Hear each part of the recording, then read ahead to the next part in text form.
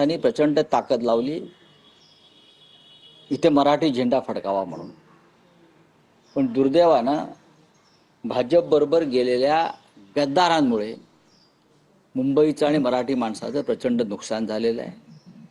आणि ते नुकसान करण्याबद्दल बाळासाहेब ठाकरे यांच्या जन्मशताब्दी वर्षात गद्दार गटाला उपमहापौरपद मिळेल असं दिसतंय. नाही, पण राऊत साहेब, स्पेसिफिक प्रश्न आहे की निवडणूक बिनविरोध होईल की शिवसेना उद्धव बाळासाहेब ठाकरे पक्ष आपला उमेदवार उभा नाही, याच्यावरती पक्षात चर्चा होईल.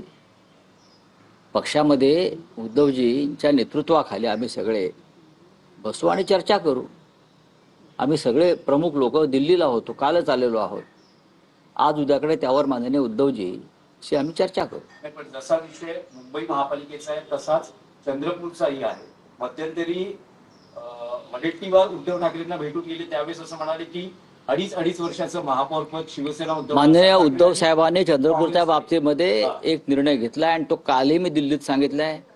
कोणत्याही परिस्थितीमध्ये शिवसेनेचे जे तिकडले नगरसेवक आहेत ते भारतीय जनता पक्षाबरोबर जाणार नाहीत. एक वेळ विरोधी पक्षात बसू. नाही, पण काँग्रेस हायकमांडनं जो निर्णय दिलेला आहे काँग्रेसच्या बाबतीत, ज्यात वडेट्टीवारांच्या गटाला 2.5 वर्षासाठी आणि धानोरकर गटाला 2.5 वर्षासाठी महापौरपद मिळेल, अशा वेळी जी शिवसेनेची मागणी आहे 2.5 वर्ष महापौरपद त्यांना मिळावं, तर ती मग मागणी कशी पूर्ण होणार? जर तुम्ही पाठिंबा देणार असाल काँग्रेसला तर पाहू ना, आमच्यावर सोडा ना. हे आमच्यावर सोडा, मीडियावर सोडून चालणार नाही ना. ते चर्चेला तुम्ही जाणार तर का आम्ही जाणार आहोत? आम्ही जाणार, आमचे लोक जातील. पाहू, आज उद्याकडे होईल तो निर्णय.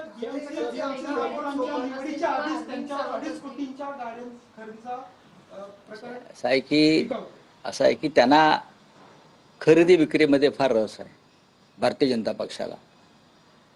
आता महापौरांसाठी गाडी घेतली असेल तर त्यांना फिरू द्या. कोण बघते भाजपच्या महापौराकडे रस्त्यात? मुंबईमध्ये शिवसेनेच्या महापौरालाच तेज आहे, ताकद आहे. भाजपच्या गाड्या येतात आणि जातात झेंडे फडकवत. पण या गाडीवर भगवी पट्टी असणार आहे.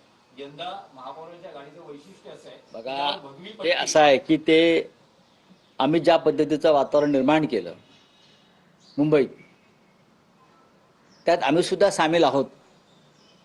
आम्ही गाडीला भगवी पट्टी लावून मुंबई अडाणीला विकू, असं त्यांचं एक धोरण आहे. थँक्यू. तर आपण पाहतोय मुंबईमध्ये भाजपचा महापौर बसणं. साधारण 2 दिवसापूर्वी मनसेची बैठक राज ठाकरेंच्या उपस्थितीत पार पडली, ज्यात पराभूत उमेदवार, विजयी उमेदवार मुंबईतल्या पदाधिकाऱ्यांना बोलवण्यात आलं होतं. मनसेच्या बहुतांश उमेदवारांची तक्रार आहे की उद्धव बाळासाहेब ठाकरे पक्षाच्या कार्यकर्त्यांनी, स्थानिक कार्यकर्त्यांनी मनसेला निवडणुकीत सहकार्य केलं नाही. बघा, त्यांची तक्रार आहे. राज ठाकरेंचं यावर मत होतं की आपली तयारी कितपत होती निवडणूक लढवण्यासाठी. एक लक्षात घ्या, हा त्यांच्या पक्षाच्या अंतर्गत बैठकीतली बातमी त्यांच्या प्रवक्त्याने दिली का बाहेर? नाही ना. मग तुम्ही कसं का हा प्रश्न विचारता? आमच्या पक्षामध्ये अशी बैठक झाली आणि नगरसेवकाने असं सांगितलं, उमेदवार हे बोलले, राजसाहेब हे बोलले, असं बाहेरून कोणी मीडियासमोर सांगितलेलं नाहीये. हा तुमचा अंदाज आहे, बरोबर आहे. आता ह्या विषयावर जर तुम्ही मला विचाराल तर दोन्ही पक्षांनी महानगरपालिकेमध्ये एकमेकांचं काम मनापासून केलं.